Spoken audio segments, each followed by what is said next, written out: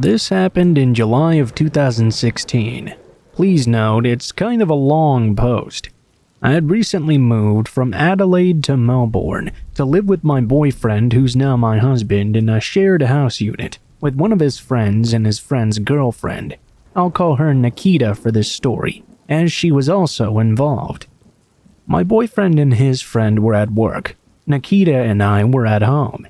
This was in a small 2-story bedroom unit in a beautiful family-friendly suburb, quite close to the local shopping mall actually. We loved our neighbors, the street, and the area in general, and we'd never had any issues prior to this. Both the bedrooms were upstairs. Nikita was sleeping in that day, and I had just made my way downstairs into our kitchen/lounge room. This was also the main room of the unit, with the front door, back door, and garage door on different walls of the room. It all happened at around 10 a.m. I can't explain how quickly the following events occurred, but it was very sudden. I was standing at the sink about to fill the kettle up when I heard the garage door suddenly open. My first thought was that it must be Nikita in the garage. We smoked out there sometimes and not in the house. I walked around the fridge to greet her, but no more than 2 meters in front of me was some man rushing into the room. He yelled out, "What the fuck is going on?" We later laughed about this, saying we should have been the ones asking him that. I only had a split second to process what was happening and register his face before turning and running for my best escape route, which in my mind was the stairs. The front door was a bit closer, but it was dead-bolted shut, and Nikita was still upstairs sleeping. There was no way I was just going to leave her there alone. I ran as fast as I could, almost tripping over myself and the steps, as my legs felt like concrete jelly, if you can imagine what that feels like. As I reached the top of the stairs and Nikita's bedroom door, I burst into her room, slammed it shut, and leaned against it, chest heaving heavily. I yelled for her to wake up. "Nikita, where's your phone? Wake up, there's a man in the house!" I half screamed and half cried. She sat up groggily, asking, "What?" "There's a man in the house. Where's your phone?" Her eyes widened in terror as she saw me against the door. This door had no lock. I heard nothing and figured we could make it to the bathroom at least, which did have a lock. It was opposite to her bedroom. "The bathroom, now!" We didn't even question it, just threw her door open and dashed into the next room. As I dialed the police, we heard heavy footsteps coming up the wooden stairs. By now, we were both hysterical. I was begging the operator to send someone immediately, as the guy was coming to find us. He must have heard us on the phone with the cops, because after a brief pause, we heard hurried thumping down the steps once more. The cops were there within 2 minutes, as they had only been about 3 streets away. We heard the sirens, and the operator told us the police were there, and it was now safe to come out. They didn't find the guy in the end. I give a full description as best as I could from the brief glimpse I caught. I was even asked to go to the police station to help construct an image to identify him. He was not much taller than me, around 5'4", I'm guessing mid-40s, bald in the middle with shaved hair around the sides of his head. He also wore these wire-framed glasses and had a stubby goatee and dark beady eyes. I didn't get a good look at his pants though. The scariest details came later. We realized the guy hadn't actually stolen anything. There were many easily accessible items he could have taken in a hurry with him. Our laptop, my phone, nothing was taken from the garage either. Another thing, there was no sign of forced entry. The garage door to the house can only be accessed from inside the house or the garage. He had opened the electric roller shutter to the garage, then entered the house via the door. That roller shutter could only be opened from the inside manually, or from outside with a remote control, which my boyfriend and his friend were never given when they had moved in 6 months prior. I showed the identity sketch to our neighbors to alert them, and a group of women next door said he looked 99% like the previous tenant of our unit. We notified the police, as well as giving the names of 3 different people's mail who were still being delivered to our address. We also told our house agents. We checked the lease agreement, which stated the house keys and garage remote control were to be included. Only the keys were signed for. The remote control had been missing. Scarier still, a week or so later, some detectives came to the door to ask if I'd seen or heard anything more after. I told them no. They handed me their card and left. I learned they were investigating sexual predators. I felt sick knowing that. I told Nikita and our neighbors. We all kept a close eye on things, but nothing more came of it after, thankfully. I still wonder if they ever really caught the guy in the end before he threatened anyone else.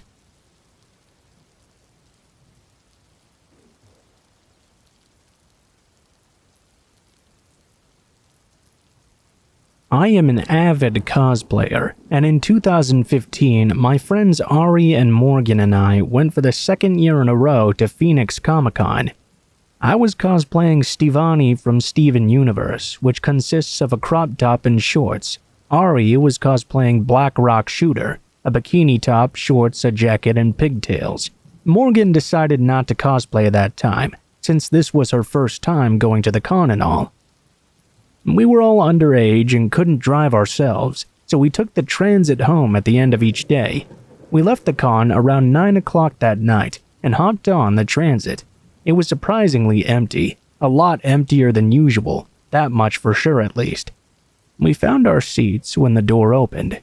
Morgan and I sat down, but Ari's back was having problems, and she decided that standing was for the best.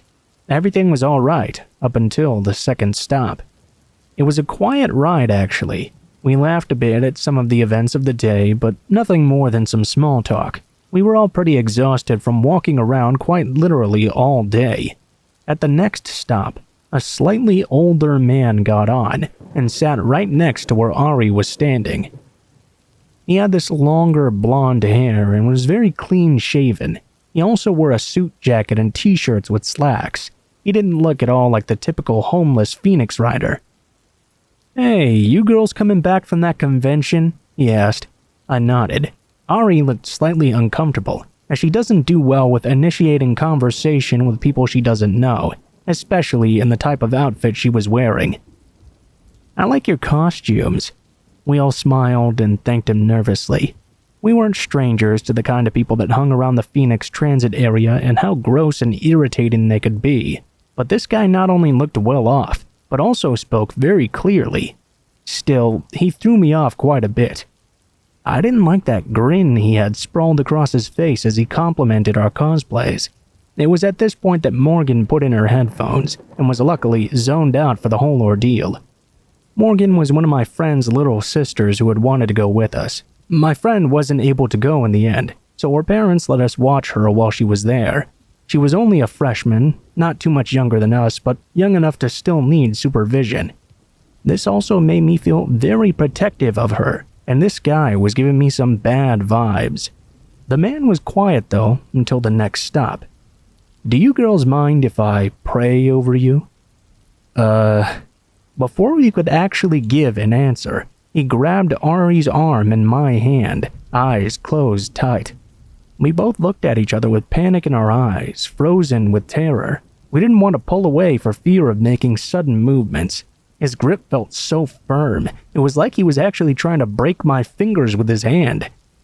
"Dear Heavenly Father," he began, "I pray you look over these angels of light and give them many blessings in life." At first, Ari and I sort of relaxed.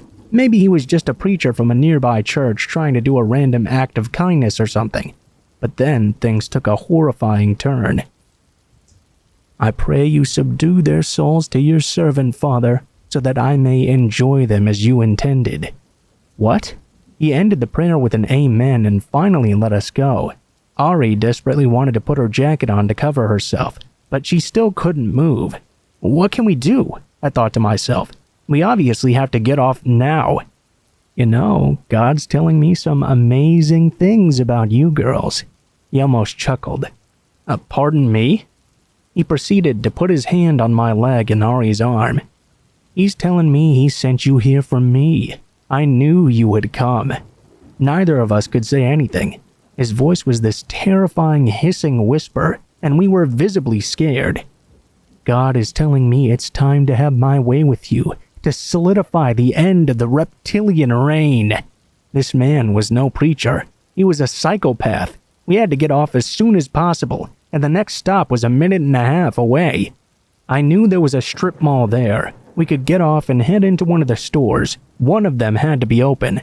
His grip on my leg tightened uncomfortably as the next stop pulled into view. So hard, in fact, that it left a bruise of his fingers the next day, and I don't bruise easily. Come on, my light angels. Get off with me. The train stopped. Actually, I said, this is our stop. I stood up and jerked my leg away. He obviously wasn't prepared for that because his hand slipped right off. I poked Morgan to attention and told her to come on, hoping she wouldn't say anything about this not actually being our stop. To my relief, though, she followed without question. We walked briskly off the train and jogged into the mall, where we found a nearby subway. They let us stay there while we called Ari's parents and explained what happened. As soon as we got off the phone, Ari and I burst into tears as we told Morgan everything. I'm still terrified of riding the transit, and I try my best to get home from the convention any other way. There was no telling what would have happened if we rode the train any further with that guy, and I don't like to think about the possible outcomes.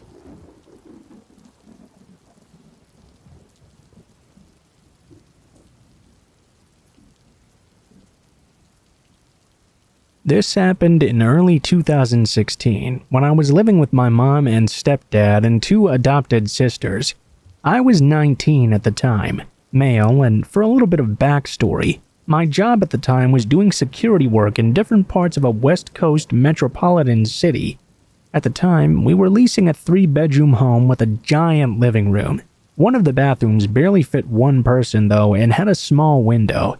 Included inside was this metal wire shelf thing that holds all of my stuff like gel, toothbrush, razor, etc.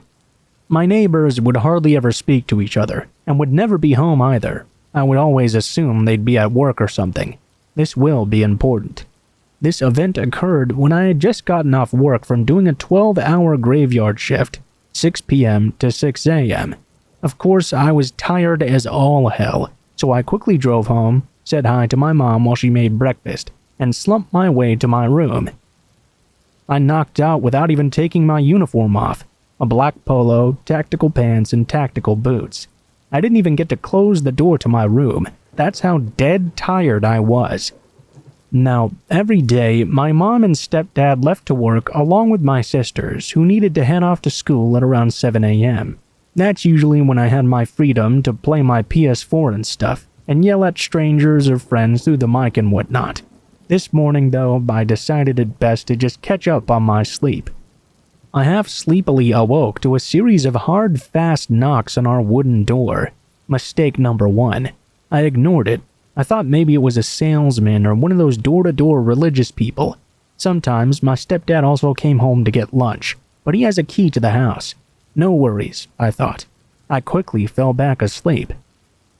I again awoke to the sudden sounds of loud footsteps running on the wooden floor towards the door, and the door slamming shut as loud as it possibly could. Mistake number 2. Okay, it must have been my stepdad running late to work after his lunch break or something. No biggie. After my slumber, everybody came back home and started preparing for dinner while I hopped on some PS4. My mom came to me with a very serious look on her face. Hey, did someone break into the house or something? Did you leave any time today? No, why? I was just sleeping until everyone came back. Okay, well, come look at this. My mom took me to the little bathroom from the earlier description. I looked up at the little window, cold air breezing through a broken frame and broken hinges.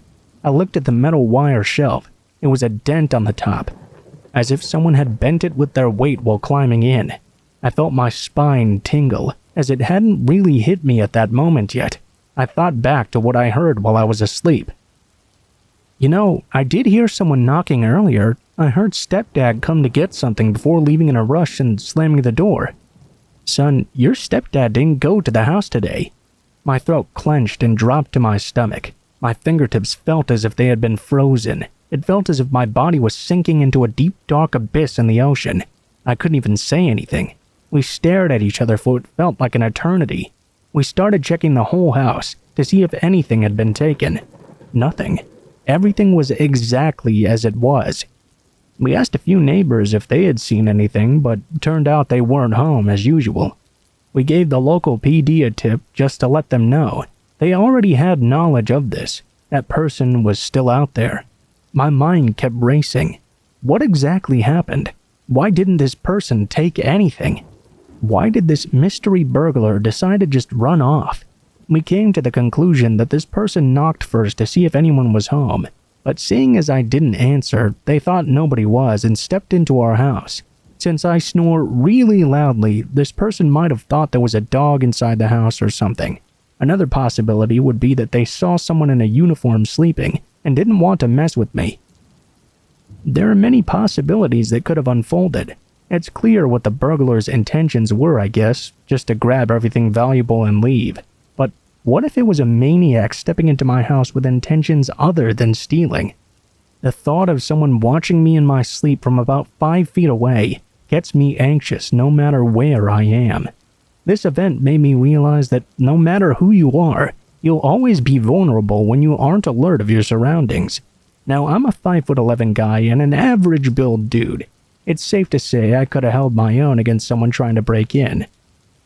But even if you're armed to the teeth, you never know when someone will be watching you and planning something ill-mannered, and all you can do is react. There are things and people out there that have been shielded away from most of us, especially in this day and age. You never know who you might walk past when you're walking down the street.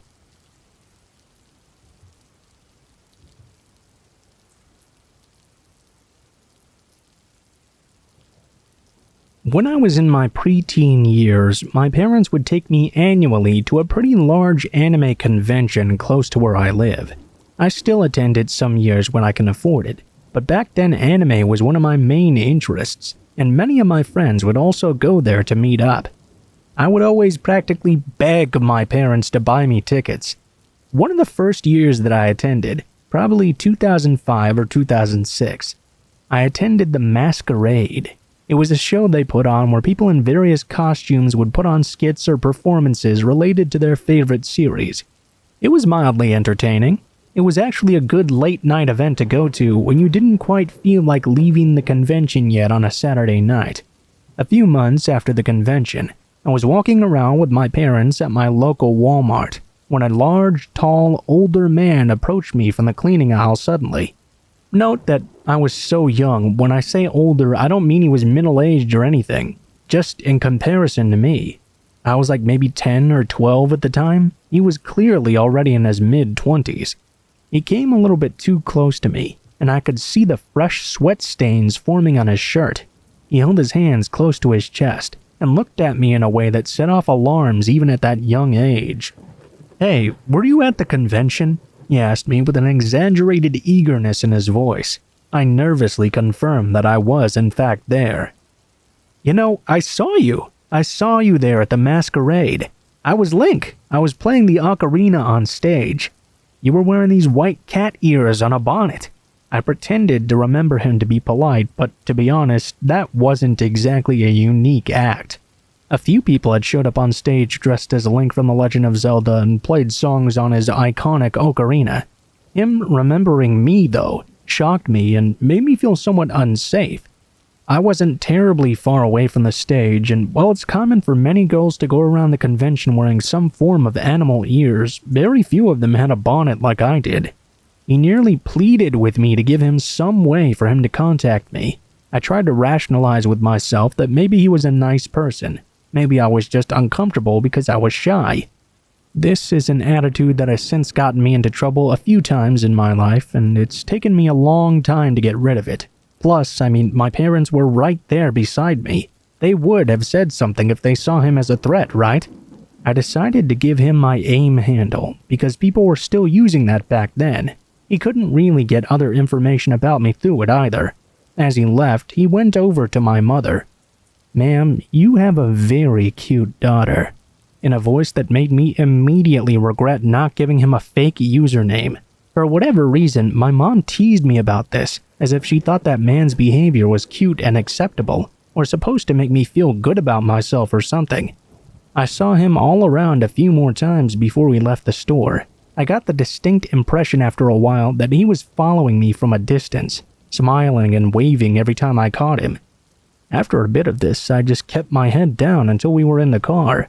When I got home, he had already messaged me a couple of times. We talked a bit, but he started making not-so-subtle remarks about how he'd never had a girlfriend before. I decided to log off then. For literal months after that, he would message me nearly every day, never seeming to pick up the hint that I wasn't responding, until I eventually had to get a new username altogether.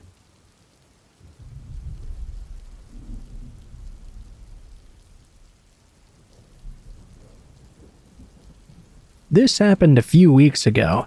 I recently graduated from college with a degree in biology, but decided to take a minute for myself before applying to medical school after. My school was in a dangerous area. I still rent in the area because my roommate is a master's student at the same university. We live about 5 blocks off campus, on a street where you wouldn't want to be caught alone at night. One day, I was by myself in our apartment jamming out to some tunes when I heard a sudden banging on the door.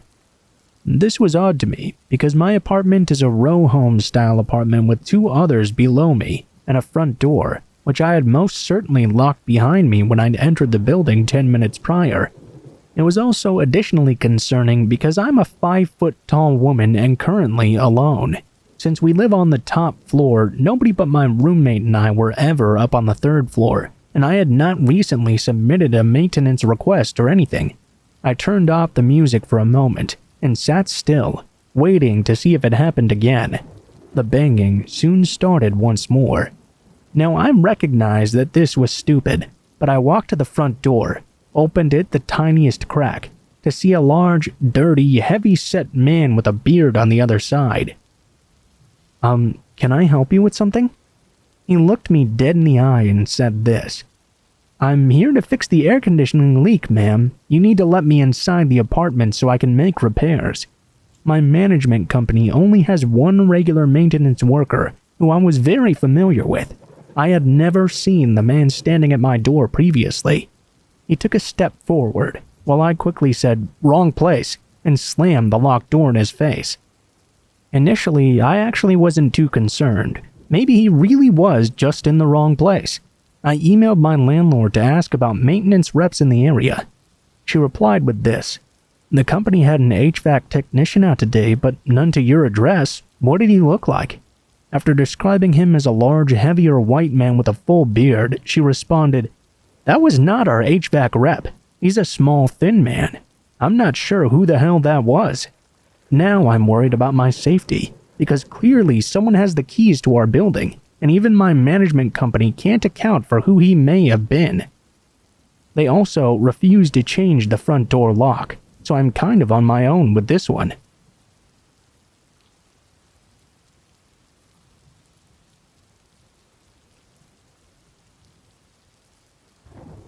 I'm an art student looking to become an animator in the gaming or film industries. One of my teachers suggested I apply to be a student volunteer at SIGGRAPH this year, since it was being held in our city.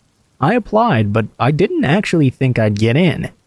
Well, color me surprised when just a few months later I got an email back, welcoming me to the ACM SIGGRAPH family, and detailing what I could expect as an SV. I was so happy. This was a huge opportunity for me. I would get to meet all kinds of students just like me from around the globe and get the chance to mingle with professionals in my chosen industries. Just think of the contacts I could and did make. I even got a full conference pass and didn't have to pay a dime. So worth it. As a whole, the convention was really awesome, and I did meet a lot of great people, both students and industry vets. I got to see some really cool emerging technology too, learn from a lot of informative technical paper sessions, and see sneak peeks of upcoming movies even. It was my last day that I was working at the convention. I had one of the early shifts, so I had to get there very early in the morning. It was 7 a.m. or so, and I was walking toward the convention center with my coffee in hand. I was wearing my SV shirt because my shift started at 7:30. We were told shirt equals working, so if you're wearing it and someone approaches you, you have to be polite and helpful. As I was walking up the steps, this middle-aged, balding man approached me. He had the lanyard around his neck, which signified him as a convention attendee. He called out to me, so I stopped and politely greeted him. It started off innocently enough, asking questions about the convention, asking what the must-see things were in my opinion, general information that I was very happy to provide. Then he started asking more personal questions.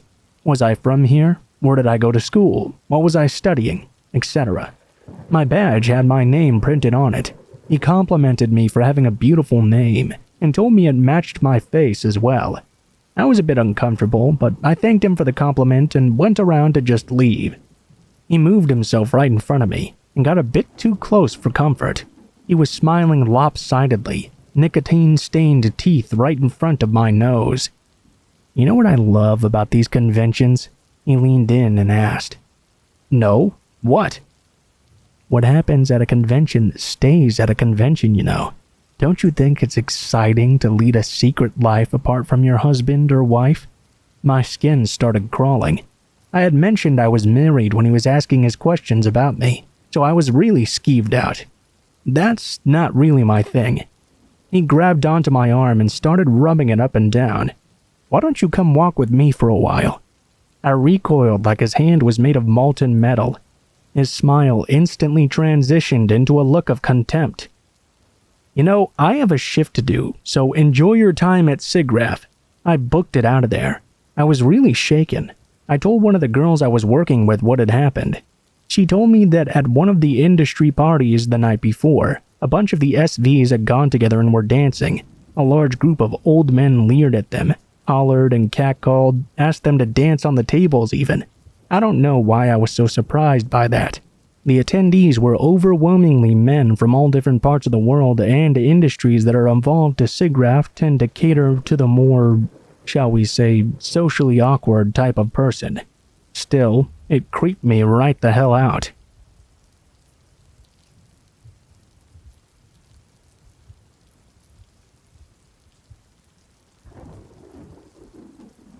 This happened in my very first year at uni, Australia. I was moving out of home for the first time, and I think this made me very, very naive in this situation. 20 and female, by the way.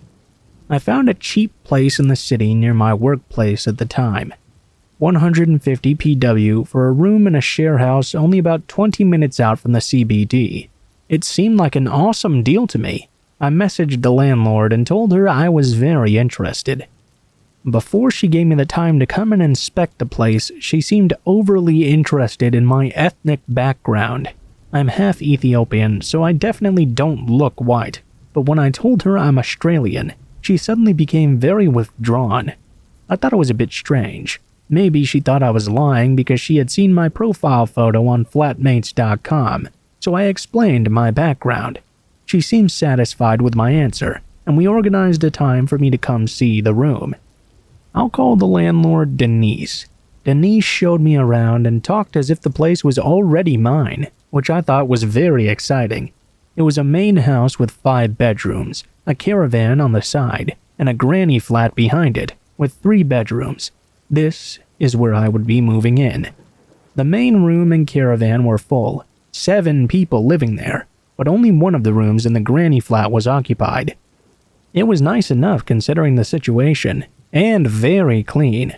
A weekly cleaner was included in the rent price actually, as well as weekly maintenance. I didn't think to ask about what that meant, because I was already pretty set on moving in.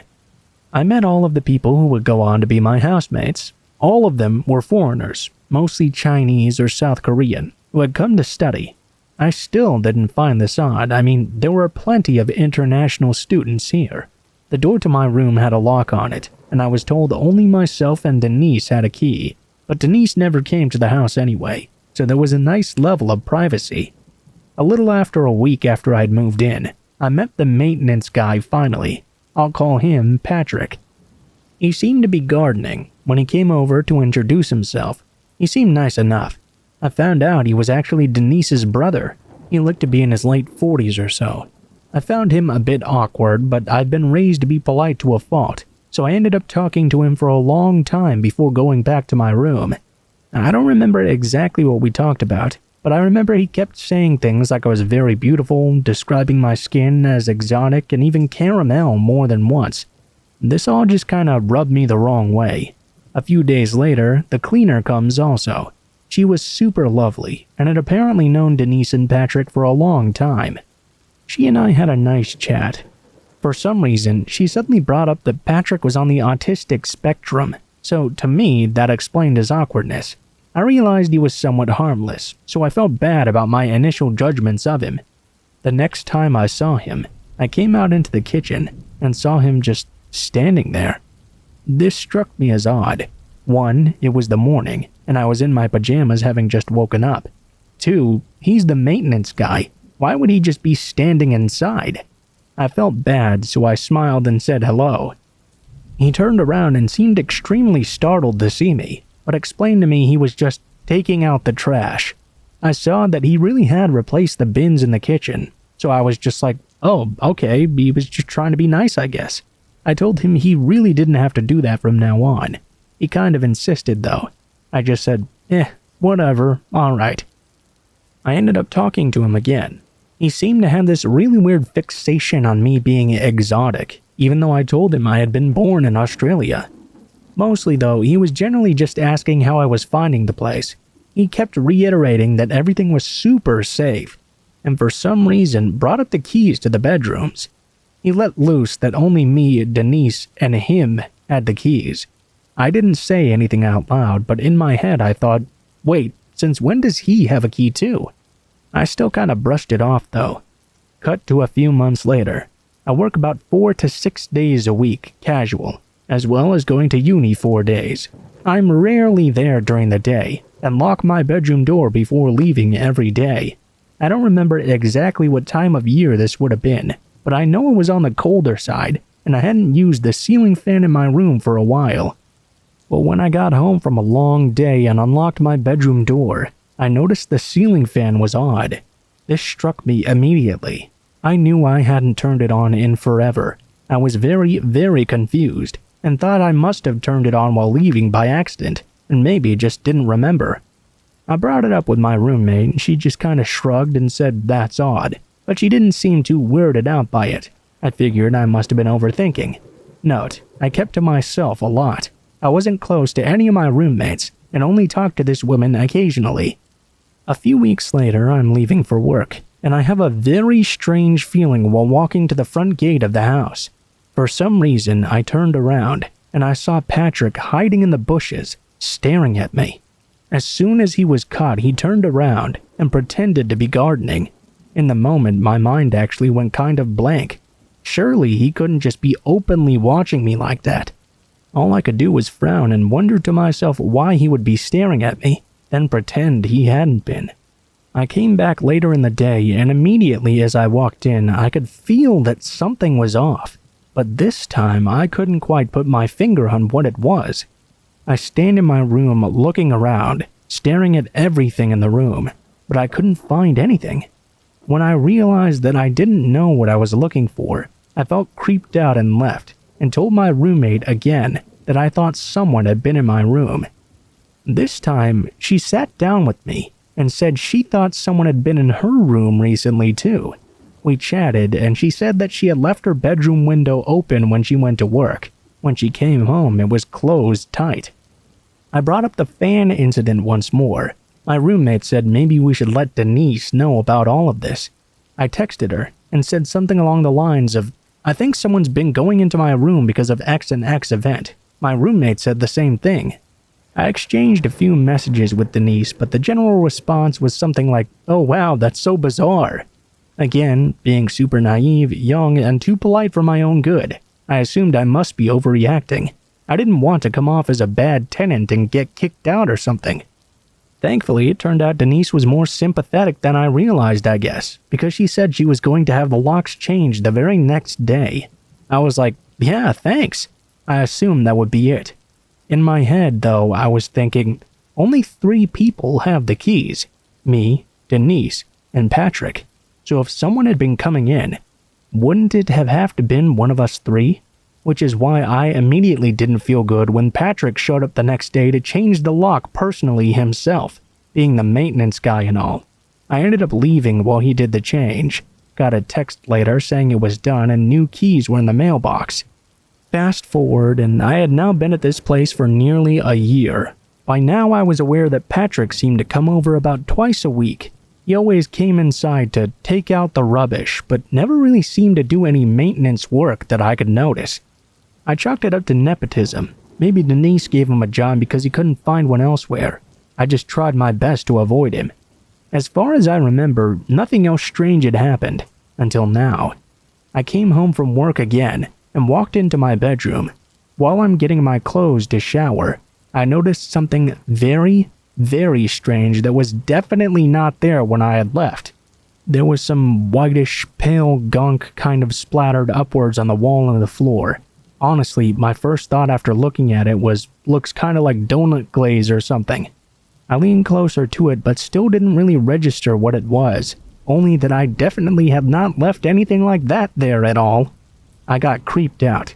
I went to the kitchen to grab a Chucks to wipe it up, when I had a thought. Wait, is that semen? I really didn't know what to look for, but as soon as I had that thought, nothing could convince me otherwise. Again, my door had been locked shut. Only myself, Denise, and Patrick had keys. My roommate wasn't home, but I called Denise right away. She didn't answer, so instead I messaged her and said basically someone had been in my room and there was some weird stuff splattered on the wall. I wanted to see if she'd come to the same conclusion I did. Her response this time was so off. She messaged me back hours later and was immediately dismissive. Very bizarre. I changed the locks yesterday though. Yeah, obviously. So who do you think it could have been? I felt so weird and grossed out that I went to a friend's place and messaged my stepdad about it. I told him everything for the first time. I guess it sounds a lot worse all at once, because his response was immediate anger and telling me I was moving out right then and there. I called Denise and told her I was going to go if the issue wasn't taken seriously. This is when I realized that the leasing situation at this place was extremely dodgy, which I couldn't have known beforehand due to lack of experience and not having anyone to ask. Essentially, there was no record of me actually being a tenant. I was just kind of sending money to this lady's bank account, but there wasn't any official paperwork. I looked back over some of the stuff I'd signed when I initially moved in. It was typed up by Denise, I assume. I don't remember the details, but it was some super sketch stuff. I'm glad I was able to move out ASAP. Denise didn't put up a fuss about the short notice. When I came back the next day, the stuff on the wall was gone, so I had no proof of what happened. But that just kind of confirmed to me that something weird was going on with Denise and Patrick. My stepdad helped me move out all my stuff. Denise just left a message saying to please leave the keys on the counter. It took me a few weeks to process every creepy thing that happened throughout my stay, and put it all together as a massive creep fest. My roommate left not long after. Months later, she messaged me to say that one of the old housemates told her police were called to the place. I don't know why or what happened, but I suspect it was not exactly for the tenants.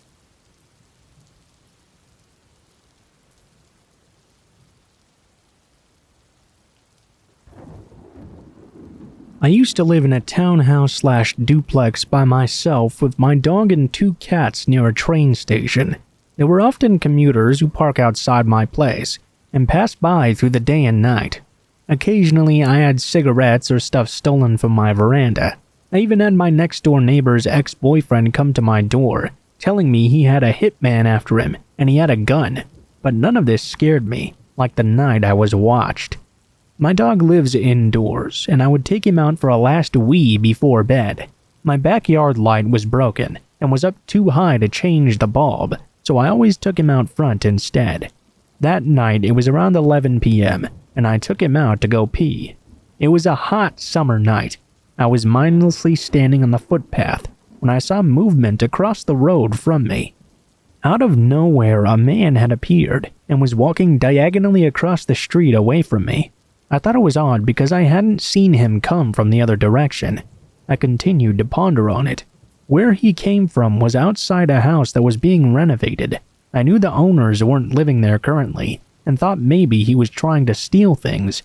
I kept looking down the road to where he had just gone. He turned the corner down the next street. I kept watching. Then I suddenly see his head pop around the corner to see if I'm still there outside. This gave me the absolute creeps, so I immediately grabbed my dog and headed inside. I turned off all my lights and went upstairs to my bedroom, which was at the front of the townhouse and faced out to the street. I thought I would keep watch of my neighbor's house and call the police if the man came back. I peered through my blinds, which cover sliding doors coming off a small balcony. Like clockwork, I see a dark figure walk down from the corner and down my street. He's moving towards the house across the road when I suddenly lose sight of him. A tree in front of my townhouse obscured my view for a moment. Then he's there once more. Not just there. He stopped at the top of my driveway, standing there like Jason Voorhees. I kid you not. His arms were out by his sides, and his legs apart in this unnatural stance, like he was preparing for something, like he wanted to come kill me. My heart was racing so hard I could barely even hear. I was standing there slack-jawed, looking at this would-be assailant, when one of my cats came out to see what was happening. My cat slid his body between the blinds and window, further opening it. I see this person, this man, staring up directly at me. I thought for sure he saw me. If he did, that did not stop him at all. He started walking down my driveway, undeterred and fixated. I lose sight of him under the balcony and awning. By this time, my eyes were watering in fear, and tears were streaming down my face. I had no idea what to do. I went to sit on my bed. I picked up my mobile and dialed my dad, who lived a suburb away. He answered. I whispered everything that was happening to him, and he said he would be there as soon as he could. I lied down in my bed and tried to be as still as I could. Tears were rolling down my cheeks. Pure fear. Not knowing what this man was doing downstairs, and if he could get in. I couldn't even remember if I'd locked the doors when I went back inside. Then it dawned on me. Why am I just lying here in the dark by myself crying? Turn a light on. So I did. After what seemed like a lifetime but was probably only a couple of minutes later, my dad finally arrived. He had an umbrella with him. I live in Australia, so no guns, but I guess he could have at least brought a knife. I stayed on the phone with my dad while he searched outside for the man. He was gone. Maybe me turning on the light had scared him off. I called the police, who said I should have called sooner. Of course I should have. I really don't know why I didn't. They came out with a sniffer dog too, but they couldn't find any sign of him. I don't know what that man wanted, but for a good year after that, I was so scared living there. I'm still scaredy cat, but reading other stories makes me realize I'm not alone, and we can all learn from these experiences, so I know what to do if something scary like that happens again.